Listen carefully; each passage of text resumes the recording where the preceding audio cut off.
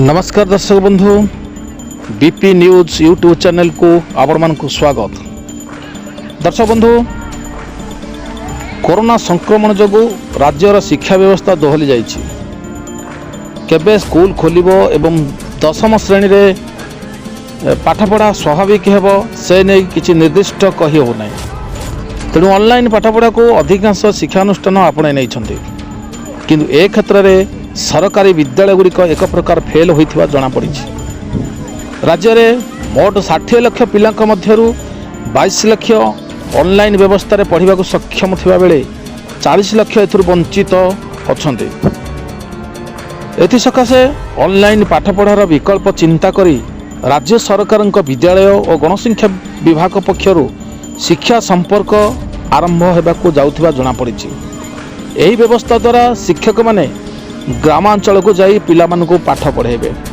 एथिपाई विभागीय बैठक शेष हो सारिथिबा बेले आसंता सप्ताहक मध्यरे घोषणा हेबो बोली जणा पड़िछि।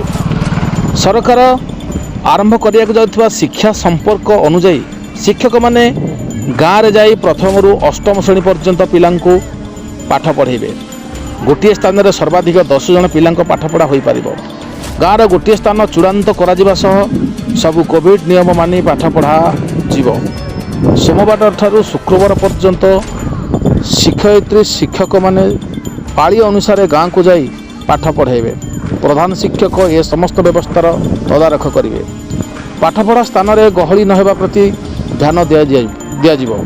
शिक्षक माने पिला मानकू होमवर्क देकी आसबे एवं परदिन से सब को ठीक भाव जांच करेंगे। गाँव केउठारे पाठपढ़ा लगी स्थान ठीक हेबो से नहीं सरपंच सह आलोचना कर जाय स्थिर हेबो। सेहीपरि नवम रु दशम पर्यंत सर्वाधिक 20-25 पिला नहीं पाठपढ़ा हेबो। सप्ताह को गोटे थर अभिभावक सहित शिक्षक माने जोगाजोग करी सेमानक मतामत नेबे। जेउ पिला माने गाँव रे पाठ पढ़ा हेबा स्थान को न आसी परिबे से क्षेत्र में अनुपस्थित छात्र छात्री को ऑडियो कॉल करा जिवो। यह स्कूल लाइब्रेरी रे थिबा बही गुडी को मध्य शिक्षक माने गाँव रे पढ़ा स्थान को आनी जोगाइवा लगी स्थिर कर जाइछि। शिक्षा संपर्क व्यवस्था को ठिकणा ढंग से परिचालना पई राज्य एवं जिला स्तरीय कंट्रोल रूम रहिबो। शिक्षक माने गाँव रे जोठी पाठ पढ़ेबे सेठारु फोटो उठाई जियो टैगिंग करी पठाइबे। प्रधान शिक्षक यही सब दायित्व तुलाइबा सह प्रत्येक शनिवार समीक्षा करेंगे। ब्लॉक शिक्षा अधिकारी गोष्ठी साधन केन्द्र संयोजक अचानक पाठपढ़ा स्थान को गस्त करी स्थिति अनुध्यान करेंगे।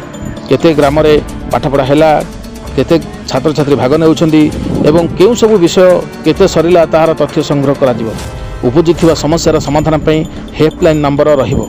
जेउ शिक्षक माने कोविड-19 दायित्व रे रहिचंदी सेमान को कोनोसी दायित्व दिया जिवो नाही।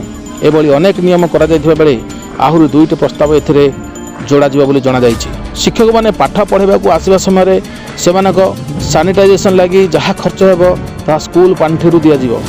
या परिवर्तित कोर्स अनुसार पाठ पढ़ा जीव। यही नुआ व्यवस्था अगस्ट शेष सुधा आरंभ हो पारे बोली जना पड़िछि। हेले सहरांचल पिलांक क्षेत्र में यही व्यवस्था लागू हेबो नाही।